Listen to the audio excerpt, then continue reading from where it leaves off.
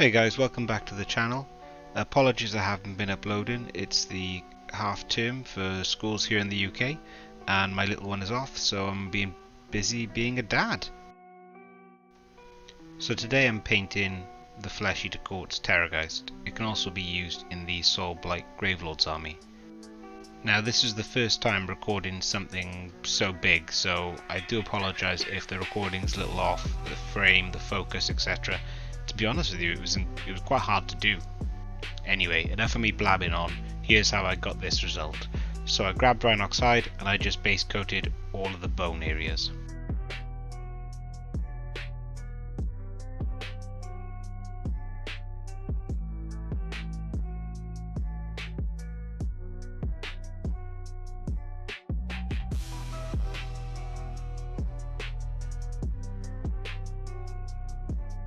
Once the brown's complete, I'm going to grab a sponge.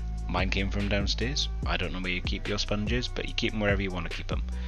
Anyway, what I do is I get Death Card Green and I sponge that onto the model. I'm building up texture. Now I sponge it onto specifically the bone areas to try and, well, all over to be honest with you, but ideally is on the bones to build up this sort of texture.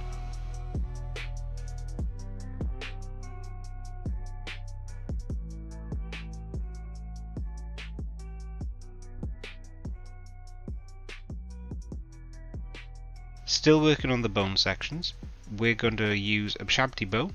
We're going to paint this all over the brown and green we've just put on, and paint works in a kind of translucent way, so we're building up layers here. So hopefully we should see some of that green, some of that brown slightly showing through, giving it that aged, old, weathered look for the bone.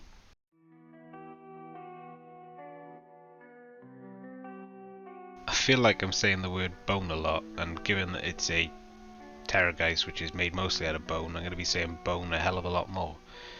Now I've got myself self-conscious that I'm saying the word bone wrong. Anyway.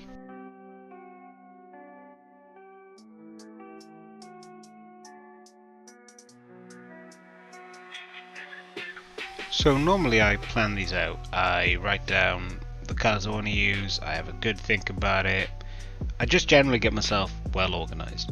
In this case, I've never painted a Terrorghiest before. I didn't really get myself well organised. But what I knew was that I wanted it to be what it was, which is a giant bat monster thing. So generally bats are browns, greys and blacks, as far as a quick Google will tell me anyway. So I grabbed Contrast Black Templar, so that's Citadel colour range, and I just sort of slapped it all over. Again, normally I'd think this through a bit, but I thought, nah, I'm going to give Contrast a go and see where it takes us. I think it worked out well. As you've seen at the end, it worked out quite alright in my opinion, but this is a bit of a learning experience for me as well.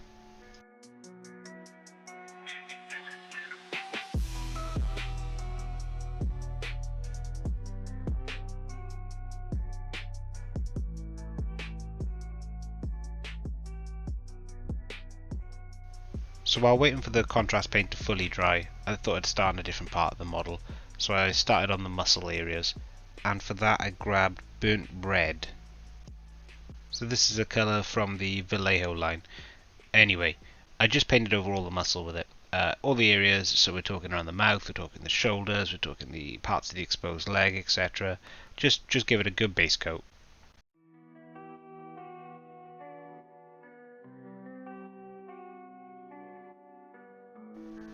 So the contrast for me didn't really work. It painted it black, which was good, but the contrast didn't make certain areas darker and certain areas lighter. Maybe that was due to my application, perhaps I need to practice with it a bit more. Either way, it left me with black sort of skin, which, whilst yes I did want black for a bat, it didn't really give any highlights or any shading.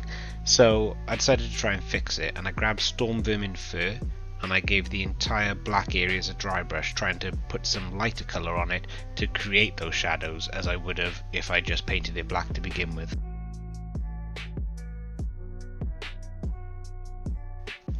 So, the perfectionist that I am, I was not happy with the skin still.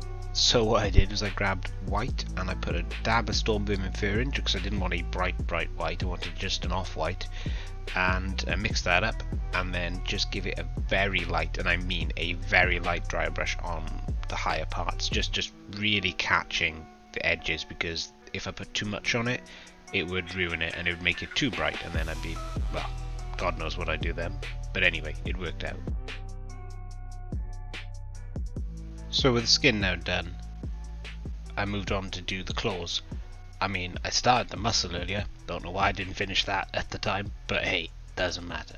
Moving on to the claws, simple, Rhinox hide, just get a base colour down on those teeth and claws. And then in another stroke of genius, I decided, oh, I haven't painted the rock, better do that first. So I grabbed dark sea blue, painted all the rocks, all the areas the Terrorghiest is standing on, because otherwise if I tried to do the claws first, then do the rock, I'd end up getting the rock colour paint all over the claws.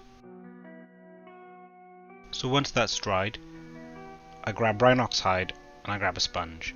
And just like before where we did the Terrorghiest, we're just going to sponge the rock.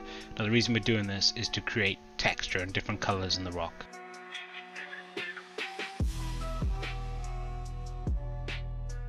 So we repeat this step one more time with the sponge.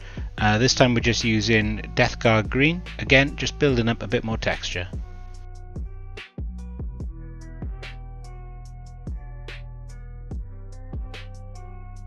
So to help smooth out the differences between the green, the brown and the sort of blue colour, what we're going to do is we're going to grab Agrax Earthshade and give it a wash all over the rocks. So to finish off the rocks, we're going to dry brush in two colours. The first one's Fenrisian Grey, that'll bring a bit more life back into the rocks as they look a bit dull at the moment. Then we're going to grab a white and we're going to do exactly the same, only we're going to be quite selective with this dry brush.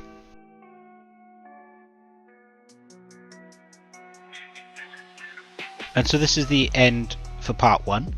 Now the reason I've done it in 2 parts is because, as I said previously in the video, it's a massive model. There's a lot of stages that I've done on it, and I don't want you to miss a thing. So stay tuned for part 2, and I'll see you in the next one. Cheers.